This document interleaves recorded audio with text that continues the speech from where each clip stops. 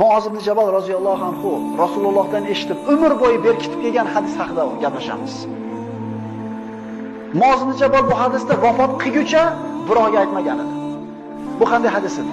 Nabiy sallallohu alayhi vasallam ana shu markabini minib ketar ekan, Muoz ibn Jabalning orqasiga uchqashtirib olgan edi. Payg'ambar sollallohu alayhi vasallam, "Ya Muoz" dedilar. "Labbayka va sa'daka ya Rasululloh." Payg'ambarimiz "Ey Muoz" dedi. "Labbayka va sa'daka ya Rasululloh" dedi. "Ey Muoz" dedi. "Labbayka va sa'daka ya Rasululloh." Nimaga 3 marta qaytaryapti? Ya'ni ey Muoz, men hozir shunday so'z aytamanki, eslab qo'ying. Shu ma'no bor edi. 3-marta labbayka ya Rasululloh deganidan keyin aytdiki, "Ma min abdin yashhadu an la ilaha illalloh va anna Muhammadan abduhu va rasuluhu sidqan min qalbihi illa harramahu Allohu alan nar."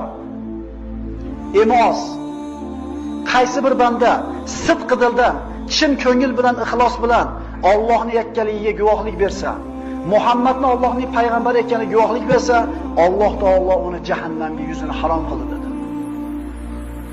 Ishonib aytyapsizlarmi, birodarlar? Chin ko'ngildan aytyapsizlarmi? Xursand bo'linglar. Rasululloh sollallohu alayhi vasallam jahannam bunday bandalarga harom bo'ladi dedi. Bundan keyingi qanaqa bir bashorat bor? Bundan ulug' qanday xush xabar bor?